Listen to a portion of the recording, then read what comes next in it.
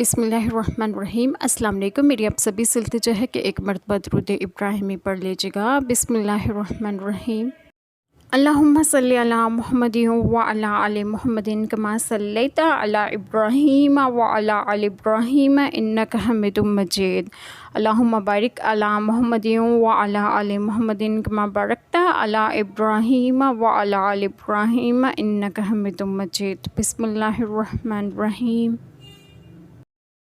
اور اگر چھوڑ دینے کا ارادہ پکا کر لیا تو اللہ سنتا جانتا ہے، اور طلاق والیاں اپنی جانوں کو روکے رہیں 3 حیض تک، اور انہیں حلال نہیں کہ چھپائیں وہ جو اللہ نے ان کے پیٹ میں پیدا کیا، اگر اللہ اور قیامت پر ایمان رکھتی ہیں اور ان کے شوہروں کو اس مدت کے اندر ان کے پھیر لینے کا حق پہنچتا ہے، اگر ملاپ چاہیں، اور عورتوں کا بھی حق ایسا ہی ہے جیسا ان پر ہے شرع کے موافق، اور مردوں کو ان پر فضیلت ہے، اور اللہ غالب و حکمت والا ہے۔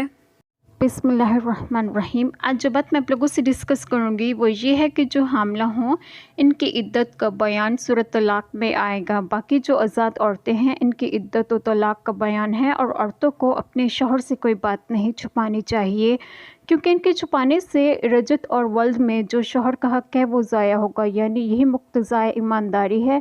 یعنی طلاق رجعی میں عدت کے اندر شوہر عورت سے رجوع کر سکتا ہے، خواہ عورت راضی ہو یا نہ ہو۔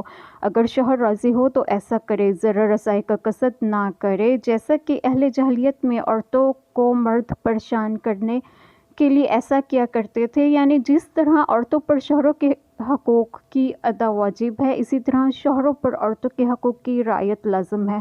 اللہ تعالی ہم سب کے تمام گناہوں کو معاف فرمائے اور ہمیں صراط مستقیم کی راہ پر گامزن کریں، اور آپ سب کو آپ کے گھروں میں خوش و خرم رکھیں اور صحت و تندرستگی بھی دیں۔ آمین۔ جزاک اللہ خیر۔